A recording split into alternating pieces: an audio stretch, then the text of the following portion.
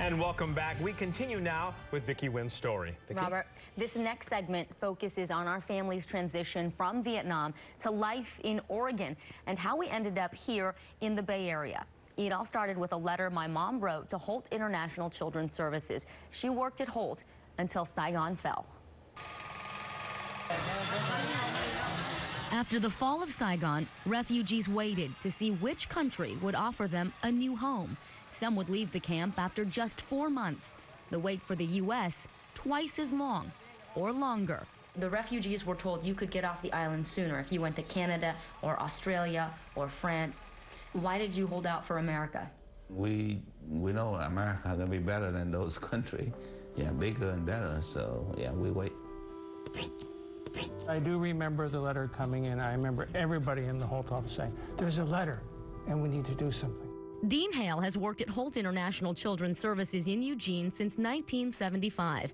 The letter he remembers is the one my mom wrote. I'm an employee, of Holt, and I'm at the camp right now. I need you to sponsor our family. How many people to come to the U.S.? That's it. Pretty soon they responded. By 1980, Winnell and Don Ware were raising 5 children on a modest income. But after Winnell received my mother's letter to Holt asking for a sponsor, it was not a question of can or will. It was, why not? I opened the mail that day, and I read that letter, and that's it. As far as I'm concerned, they're coming. I mean, it's just what you do. During that time, there were a lot of refugees coming from Vietnam, and many churches around the country were doing this. The Ware family and staff at Holt marshaled the members of 2 churches in Eugene, the Wesley United Methodist Church and Our Savior's Lutheran Church. They rallied to receive a family from half a world away. We arrived in March of 1980, first touching down at San Francisco International, then taking a bus across the Golden Gate Bridge to Travis Air Force Base. My parents will never forget their first meal in America. Fried chicken with mashed potato and some cornbread. And everybody, like it because it's different. Everybody got a fairly thick jacket also. With just those jackets, 2 changes of clothes, and $100, we took flight the next morning to Eugene, Oregon, to start life in the United States. When you got here, what were you hoping your lives would be like? We know that we're gonna have a good life, because this is America, and we know we have a lot of freedom, a lot of opportunity. Where did you get this idea of what America would be like? Oh, we read about America. And now a KEZI. My family's arrival in 1980. You don't have U.S. citizenship, do you? No. Chronicled by the local news crew from KEZI. They give us enough food, and we just stay there and wait.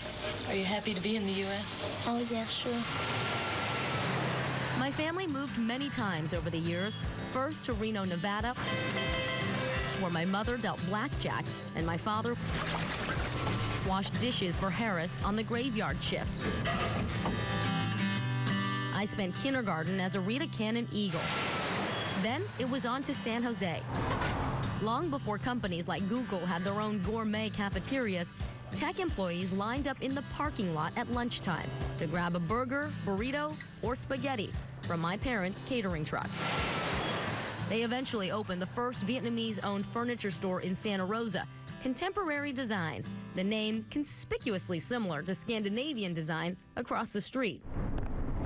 Today, Vietnamese Americans make up 10% of the 1 million people who live in San Jose. The latest census results show this city is home to the 2nd largest concentration of Vietnamese outside Vietnam. The annual Tet Festival and Little Saigon, symbols of a community thriving in the Bay Area, many with stories so much like ours. We'd like to welcome you to Alaska Airlines Flight 21. 35 years after their arrival to America was recorded on local TV, Ladies and gentlemen, our in-flight service now ready to welcome passengers. I'm the news crew, an investigative reporter. All right, ready. Capturing our return to Oregon.